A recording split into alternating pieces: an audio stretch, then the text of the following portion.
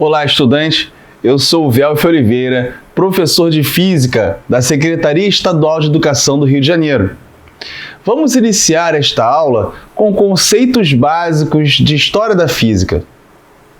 A observação do céu, a movimentação dos astros e a duração dos dias desde muito tempo tem sido uma preocupação da humanidade por motivos bastante práticos, como épocas de plantio e colheita, entre outras. Os astrônomos da antiguidade perceberam que as estrelas se mantinham fixas no céu enquanto 7 astros movimentavam-se em torno dele. Existem vários modelos que tratam do movimento dos astros. 2 deles julgavam que os corpos celestes giravam em torno da Terra em órbitas circulares.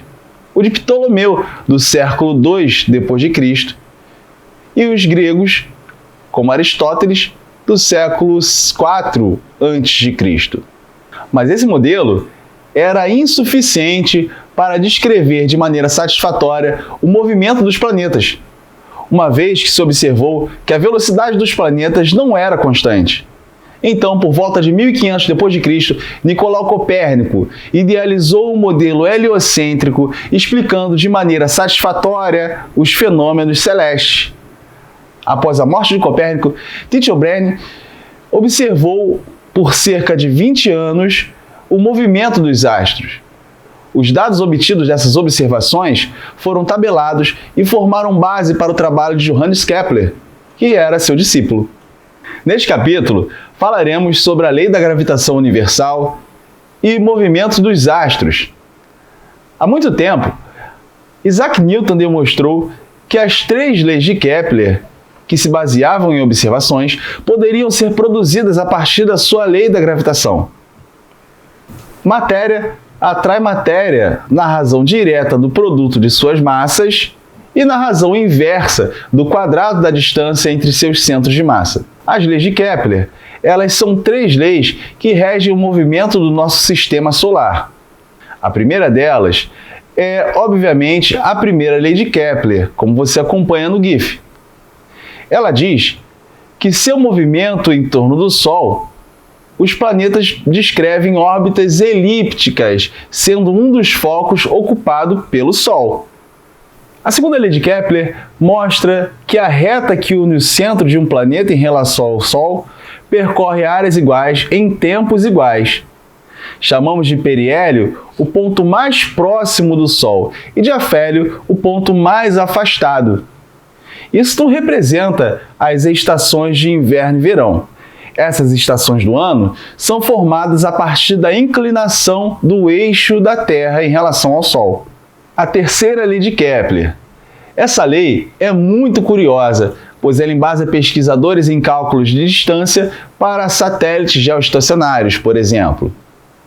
E você sabe o que é um satélite geoestacionário?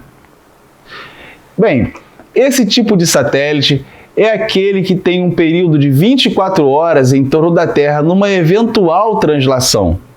Agora, vamos falar da natureza das ondas eletromagnéticas. Quando uma carga elétrica é acelerada, ocorre a formação de um campo magnético que interage perpendicularmente com o campo elétrico da carga. Como esses campos são variáveis ao longo do tempo, a variação determina uma perturbação eletromagnética individualizada na forma de uma onda eletromagnética que se propaga no espaço. O vetor campo elétrico e o vetor indução magnética têm direções perpendiculares, como representado na figura. Uma onda eletromagnética não depende do meio material para propagar-se. Assim, ela se propaga no vácuo, onde a velocidade máxima é de 300.000 km por segundo. Nos meios materiais, a velocidade é sempre inferior à citada. Nesse quadro, vamos falar sobre a polarização da luz, em que normalmente uma fonte luminosa emite luz constituída por ondas eletromagnéticas que apresentam vibrações em diversos planos perpendiculares a cada raio de onda. A luz que apresenta as condições descritas é denominada luz natural. Onda polarizada é uma onda que passa a apresentar vibração em um único plano. A figura a seguir mostra o processo simplificado de polarização da luz. Lembre-se que a qualidade da polarização da lente define se a lente é eficiente ou não. Por isso, devemos evitar falsificações, pois elas podem não bloquear ou não polarizar os raios de luz vindos do Sol. Vamos falar sobre temperatura?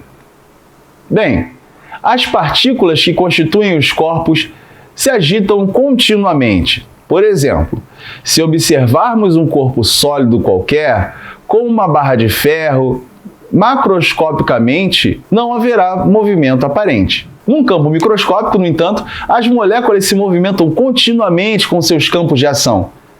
Temperatura é a grandeza que mede maior ou menor intensidade dessa agitação, chamada agitação térmica. Com a agitação molecular ocorrendo, existe a possibilidade de medirmos essa agitação. Chamamos essa medição de temperatura.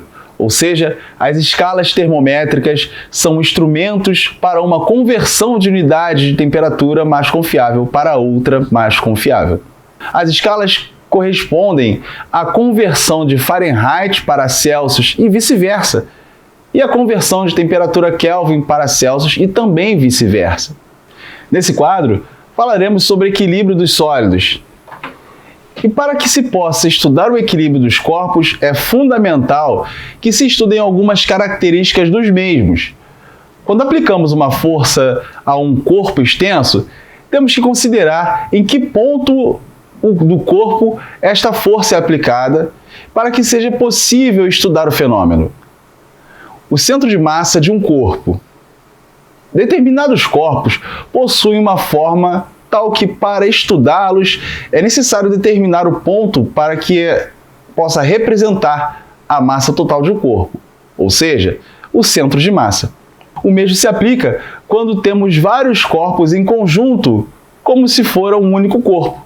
Centro de massa é o ponto cujas coordenadas x e y são dadas pelas médias ponderadas das coordenadas de x e y nos diversos pontos, sendo as massas dos corpos os pesos dessa média. Com isso, podemos concluir que um conjunto de corpos em um sistema isolado pode ser estudado externamente como se fora um só corpo, tornando-se base para o seu centro de massa. Um outro ponto importante desse capítulo é o momento, ou seja, o torque de uma força. Define-se momento de uma força em relação a um ponto O, também chamado de polo, como um produto de intensidade entre a força e a distância. Por convenção, adota-se o sinal positivo para o movimento em que a força tende a girar em torno do ponto de rotação no sentido anti-horário. Quando a força tende a girar em torno do polo no rotação no sentido horário, adota-se o sinal negativo. Nesse quadro, vamos falar sobre ótica. A ótica ela é muito importante para nós, começando pelo que vemos. A luz ela tem uma importância muito grande para a visualização dos objetos, a distinção de forma e suas cores. Na verdade, enxergamos porque a luz ela é refletida para nossos olhos. Dizemos que as fontes de luz são tanto primária quanto secundária. As fontes primárias são fontes que emitem própria luz, como o sol, a chama ou uma lâmpada acesa. E a segunda são apenas as que refletem a luz de fontes primárias, ou seja, todos os objetos iluminados são fontes secundárias. Uma fonte luminosa é chamada pontiforme quando suas dimensões podem ser desprezadas em relação à distância que as separam de outros corpos. Caso contrário, ela é chamada de fonte extensa. Uma lâmpada acesa num poste, vista de um passageiro através de uma janela num avião, é uma fonte pontiforme. Ao passo que a mesma lâmpada, vista por alguém que atravessa a rua, por exemplo, é uma fonte extensa. A luz se propaga com uma velocidade muito grande. A velocidade da luz depende do meio em que propaga. Para o vácuo, a velocidade de propagação da luz vale 3 vezes 10 à oitava metros por segundo ou 3 vezes 10 à quinta quilômetros por segundo. Já pensou em separar as cores da luz branca? Bom, nós podemos verificar que a luz ela pode ser decomposta em outras cores através de um prisma.